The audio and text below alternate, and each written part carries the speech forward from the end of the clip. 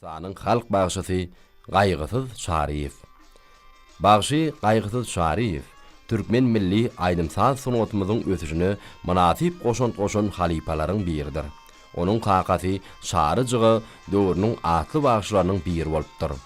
1934-nji ýylyň güýdünde Mary vilayatynyň Wekilbadyr etrawynyň Goňur owasyny Şary bagşynyň maşgalatyny geljekde halk söýgüsine manasyp boljak ýene-de bir bagşy dünýäge ine.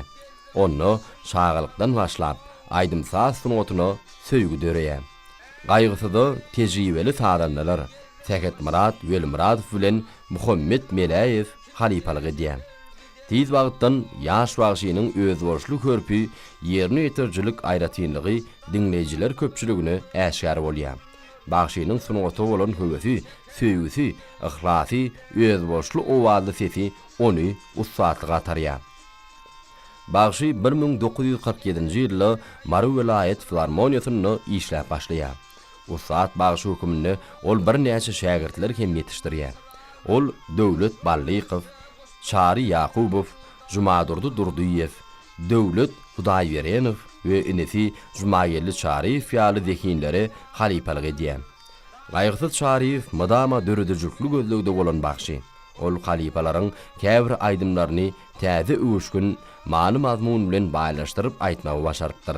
Bagşynyň ussatlyk bilen ýerine ýetiren bolarmy, yaraşmaz, yarandar, dilberim we beýleki aýdymlary Türkmen telewiziýasynyň we radiosynyň altyn hazinasyna saklanýar.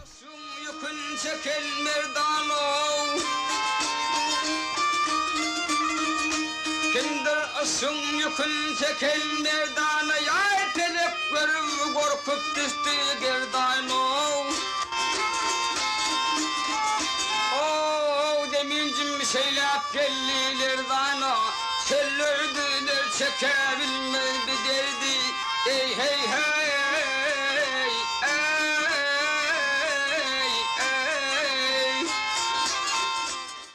Şirin lawzly sesi, özboşly aýdym-aýdyş ýoly bilen köpçüligiň göwnüni awlamagy başaran Gaýgysız Şaryýew 1990-njy ýylda Türkmenistanyň halk bagşysy diýen hormatly ad takyldy.